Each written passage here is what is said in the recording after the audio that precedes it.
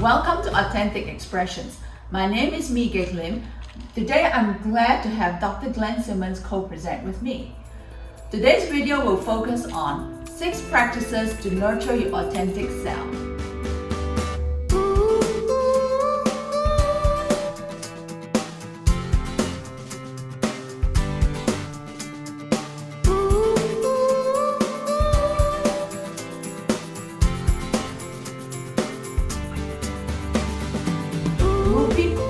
Stated that how you love yourself is how you teach others to love you.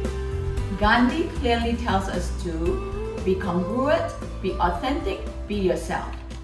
Growing up, many of us missed out on conversations about being aligned in thoughts and actions, creating the best version of you, nurturing your distinct uniqueness, marching to your own tune. In this video, we will share 6 practices to help you nurture your authentic self. Number 1, being true to yourself. This means that we strengthen our core essence instead of minimizing and diminishing ourselves. With sureness and certitude, you continually foster your relationship with yourself. You steer clear of the need to reproduce a fake persona in order to gain approval and acceptance from people in your close-knit circle. Additionally, you are not easily seduced by the trappings of social media, and you do not define your life by grazing off glossy escapades presented online. Number 2, articulate your preferences. In personal and professional relationships, you are able to articulate your preferences without fear of judgment or fear of being ostracized. With calm confidence, you express your views and weigh in on conversations, but you do not sit on the sideline and regretfully watch your life being puppeted by domineering people. A common example is that in childhood, your mother lived vicariously through you and asserted unrelenting pressure on you to live by her perfectionistic standards. The fear of being criticized and ostracized by your mother led you to blindly conform to her pressures. However, as a 40-year-old adult, you desire to reevaluate and discard oppressive scripts. Ponder on starting to implement scripts that will enrich your personal journey. Number 3, removing fear of disapproval. The essentiality of building trust in relationships drives you to let go of your fear of disapproving criticism. The desire for unwavering transparency is exhibited in different aspects of your life. You are at liberty to select your religious doctrines without fear of being cast out of your family fold. Differences in parenting practices does not cause a major disruption in your relationship with your parents. Here are a couple of examples of how one might implement transparency in relationships. In spite of the sensitive nature of the conversation, you're able to express to your brother that his discipline leans toward being partial to his sons. Remind him that he needs to avoid future resentments. It is important that he disciplines his son and daughter fairly and impartially.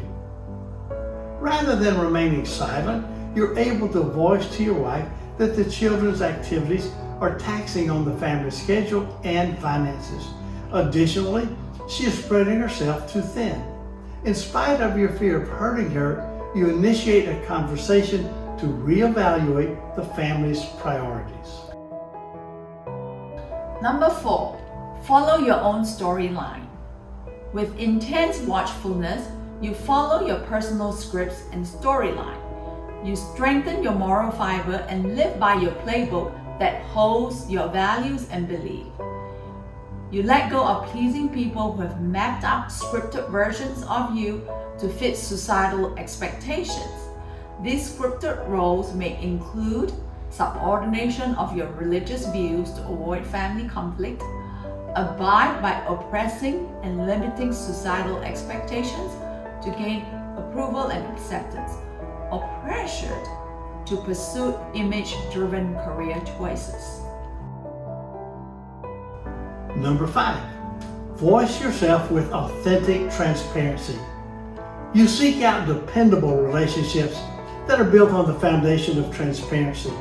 In these relationships, your uniqueness shines through and you strive to function authentically. The undercurrents of accelerated, hurried living, competitiveness or comparison is absent. New perspectives are welcomed and embraced when members negotiate religious doctrines, relationship practices, or parenting rules. Your views are not cast aside, but are equally upheld. You selectively choose friends who value self-prioritization.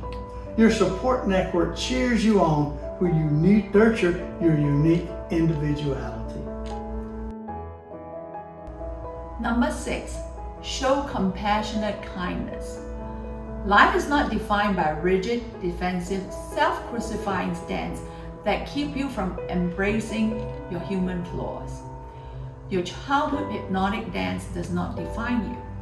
Steer away from making reactive, retaliatory choices that impact your well-being. Additionally, you do not fall blindly into spiraling habits that lead you into being a compliant conformer. However, you adopt compassionate consideration and you generously shower acts of kind concern, self-care, and goodwill upon yourself. Energy is poured into replenishing your emotional tank.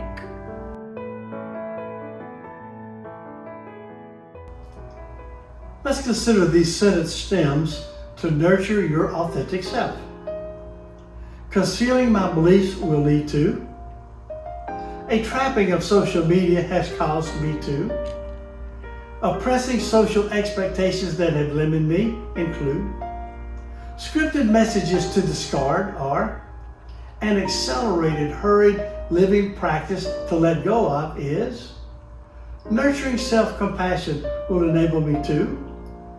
Being attuned to my own intuition means that an act of self-kindness to consistently display is. To be transparently open, I will. To nurture my unique individuality, I will. A value from my playbook to practice is. A self-compassionate consideration to practice is. In closing, challenge yourself to foster a healthy self-relationship that is built on the foundation of valuing yourself. At every juncture, create opportunities to embrace your individualized journey. Carve out your purpose and intentionally fulfill it. Let's end with a couple of quotes. Robert Holden says, "Your relationship with yourself sets the tone for every other relationship." The second quote is, "Make yourself a priority because at the end, you are your longest commitment." Thank you for watching this video and be sure to subscribe to the channel and leave a key lesson learned.